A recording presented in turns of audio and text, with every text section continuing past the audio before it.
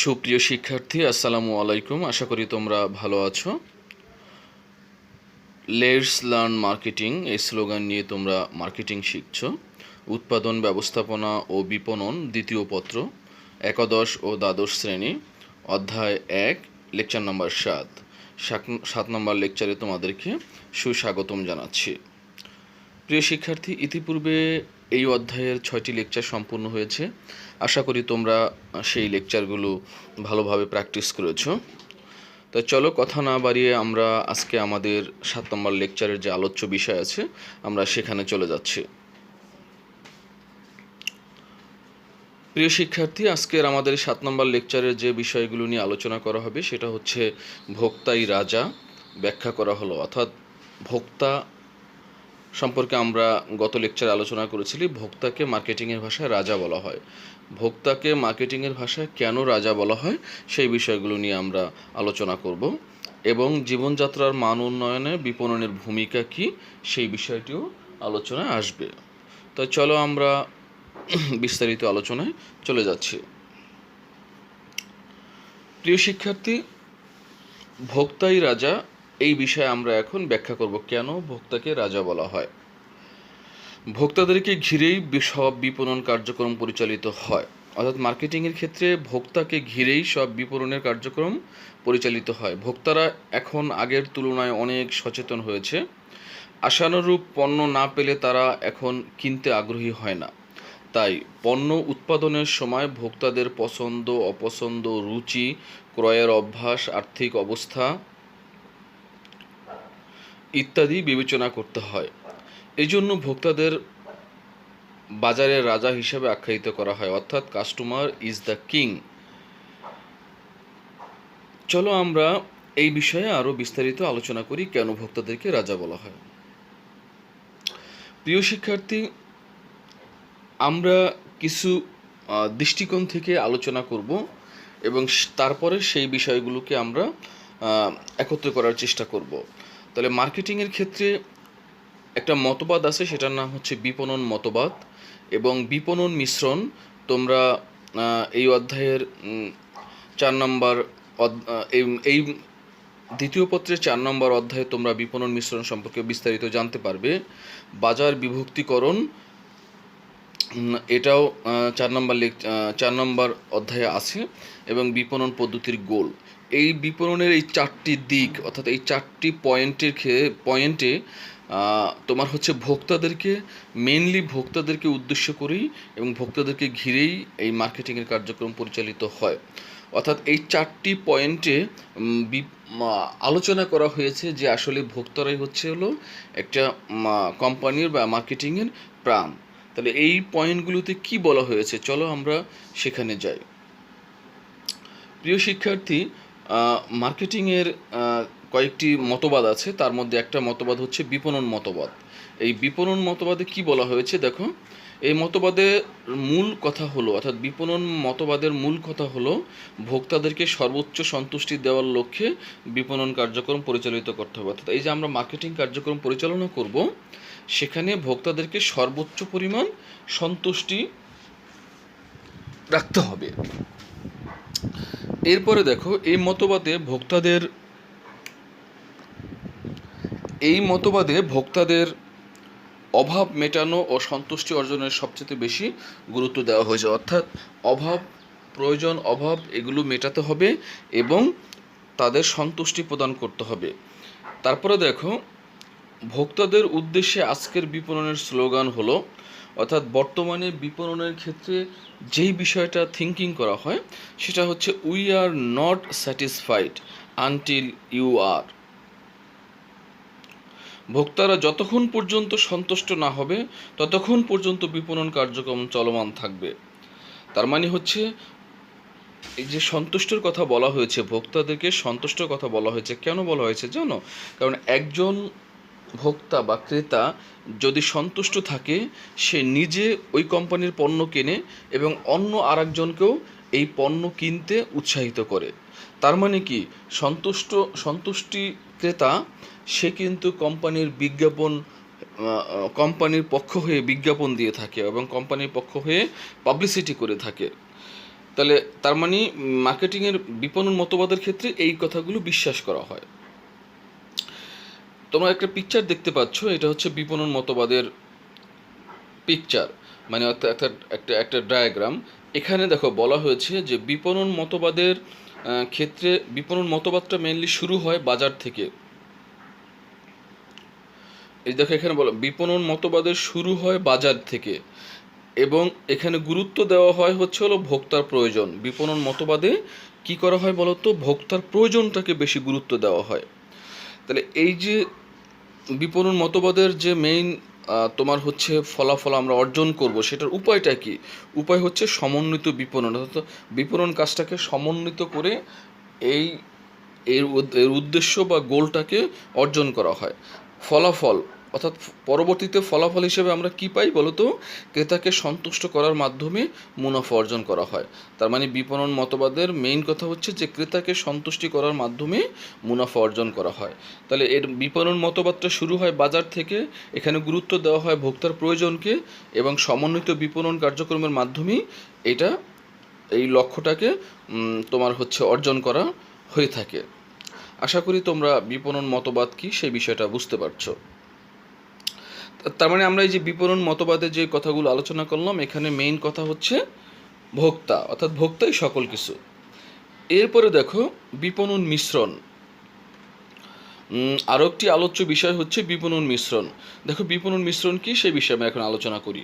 অর্থাৎ সাধারণত ভোক্তাদের প্রয়োজন, পছন্দ, অপছন্দ, রুচি, চাহিদা ইত্যাদিকে প্রাধান্য দিয়ে বিপণন মিশ্রণের হাতিয়ারগুলো, অর্থাৎ এই যে বিপণন মিশ্রণের কথা বলতেছি আমরা, এই বিপণন মিশ্রণের 4টা হাতিয়ার আছে। 4টা হাতিয়ার কি বলতো? বিপণন মিশ্রণের 4টা হাতিয়ার হচ্ছে বিপণন, দেখো যে পণ্য, মূল্য, স্থান এবং প্রসার। এই তোমরা দেখতে পাচ্ছ যে পণ্য, মূল্য, স্থান স্থান এবং প্রসার, এই বিপণন মিশ্রণের 4টা হাতিয়ার হচ্ছে এগুলো।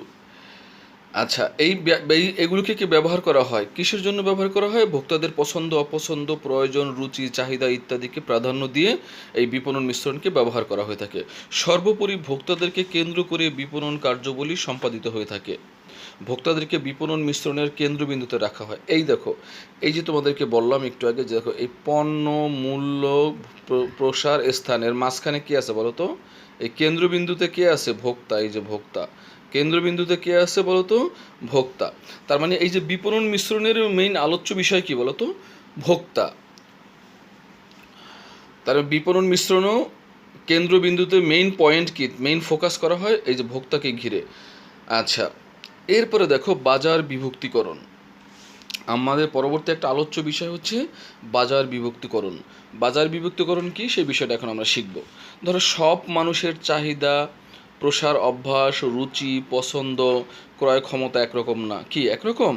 কেউ হলুদ কালার পছন্দ করে, কেউ লাল কালার পছন্দ করে, কেউ হচ্ছে তোমার দামিটা পছন্দ করে, কেউ কম দামিটা পছন্দ করে। অর্থাৎ পৃথিবীতে সব ক্রেতা বা কাস্টমার একরকম না। তাছাড়া কোনো বিপণনকারীর পক্ষেই ভোক্তাদের সব প্রয়োজন পূরণ করা সম্ভব না। সম্ভব? একজন কোম্পানির পক্ষে সকল ক্রেতাকে অভাব পূরণ করা সম্ভব না। কিন্তু এরূপ পরিস্থিতিতে ভোক্তা সন্তুষ্টি অর্জনের লক্ষ্যে বাজারকে বিভিন্ন খণ্ডে ভাগ করা হয় বা একাধিক উপবিভাগে ভাগ করা হয়। অর্থাৎ এখন এই যে বললাম আমরা, কি বললাম যে ভোক্তাদের রুচি পছন্দ একরকম না, সবার প্রয়োজন বা অভাবকে সন্তুষ্ট করা সম্ভব না। কিন্তু মার্কেটিং কিন্তু বসে থাকে না, মার্কেটিং অবিরাম গবেষণা করতে থাকে যে কিভাবে এই ভোক্তা বা ক্রেতাদেরকে সন্তুষ্টি করা যায় এবং তাদের কাছে আমরা পৌঁছাতে পারি, সকল ক্রেতার কাছে আমরা পৌঁছাতে পারি। এই সকল ক্রেতার কাছে পৌঁছানোর জন্যই মার্কেটিং একটা থিওরি আবিষ্কার করলো, সেটা হলো বাজার বিভক্তিকরণ। তারা চিন্তা করলো যে আমরা যদি বাজারটাকে বিভক্ত করি, অর্থাৎ বড় যে বাজার আছে সেই বাজারকে আমরা ক্ষুদ্র ক্ষুদ্র অংশে ভাগ করি। ক্ষুদ্র ক্ষুদ্র অংশে ভাগ করা মানে কি? যেমন ধরো আমরা শ্যাম্পুর বাজারের কথা চিন্তা করি, সানসিল্ক শ্যাম্পু ধরো। এখন এই এক সময় কি বলতো, এই সানসিল্ক শ্যাম্পু হচ্ছিল বড় জারে পাওয়া যেত, যেটার দাম 300-400 টাকা। আরও 10-15 বছর আগে বা 8-10 বছর আগে 300-400 টাকা করে একটা শ্যাম্পুর জার ছিল। ধরো শ্যাম্পুর বাজার, সারা বাংলাদেশে যে শ্যাম্পু বিক্রি করা হয় শ্যাম্পুর বাজার, তাহলে শ্যাম্পু বিক্রি হইতো কী হয়, জারে করে। তখন এই শ্যাম্পুর যে কোম্পানি তারা চিন্তা করলো যে তাদের প্রত্যাশিত অনুসারে শ্যাম্পু বিক্রি হচ্ছে না। কেন বিক্রি হচ্ছে না, তারা গবেষণা শুরু করলো যে কেন আমাদের শ্যাম্পু বিক্রি হচ্ছে না।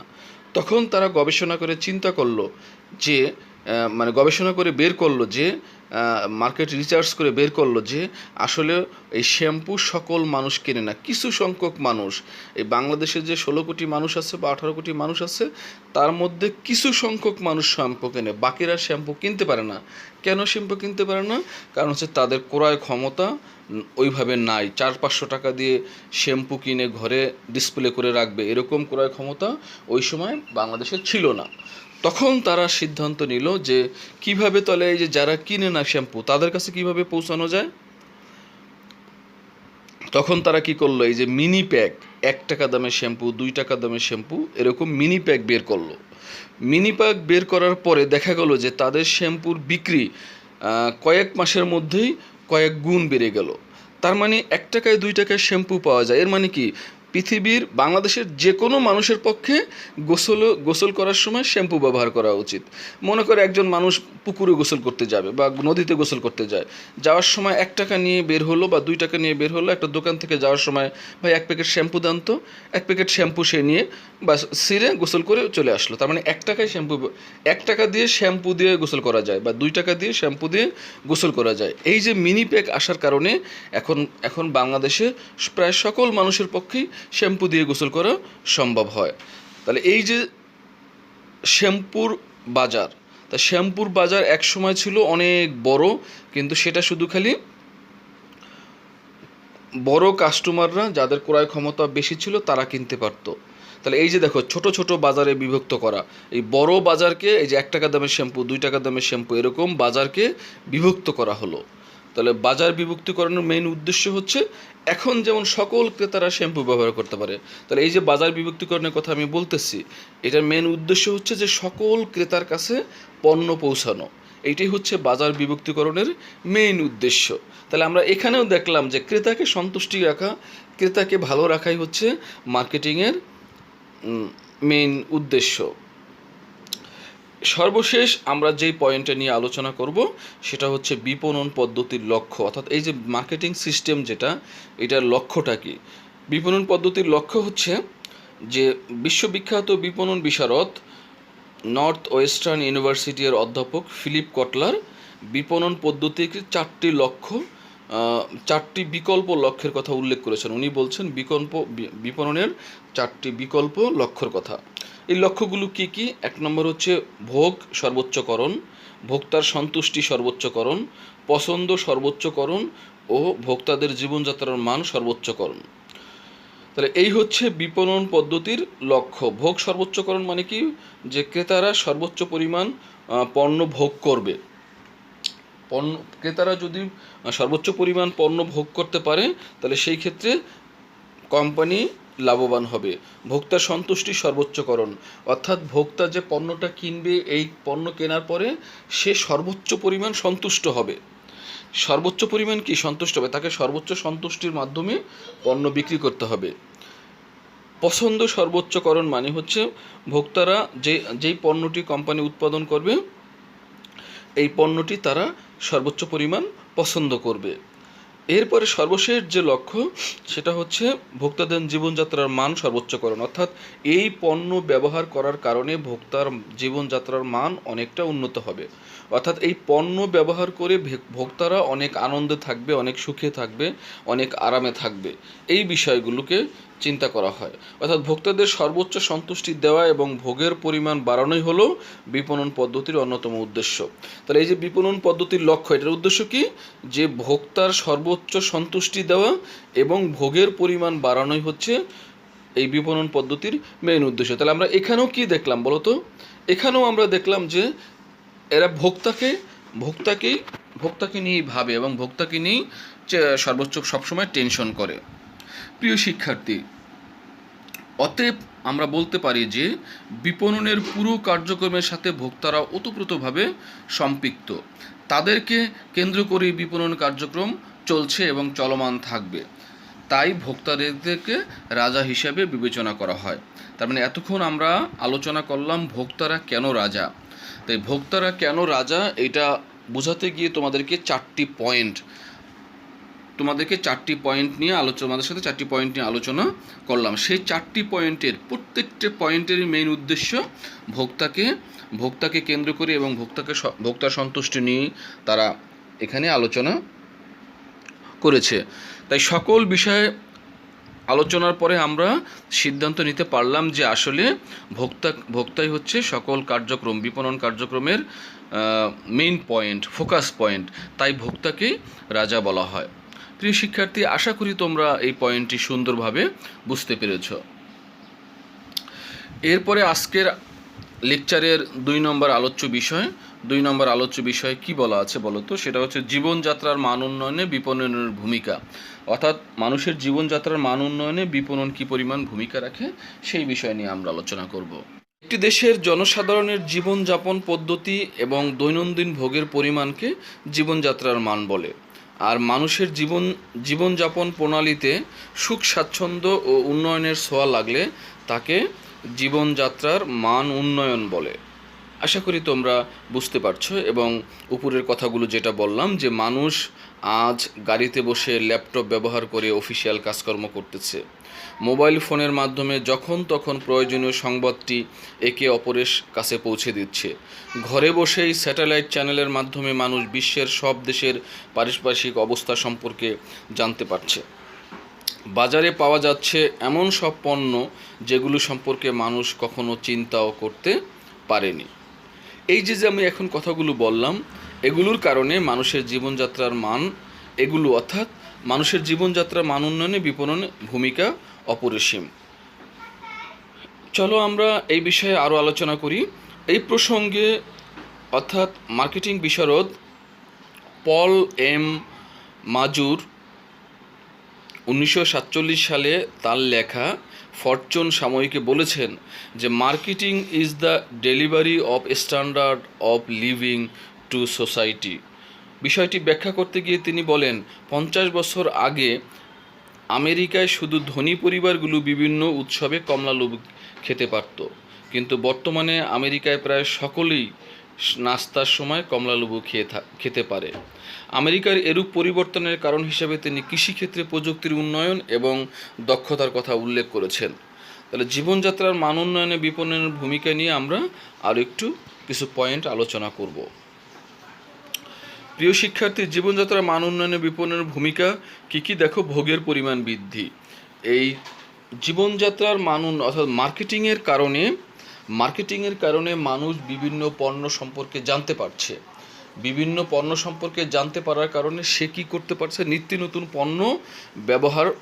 নতুন পণ্য সম্পর্কে জানতে পারছে এবং তার ব্যবহার সে করতে পারছে।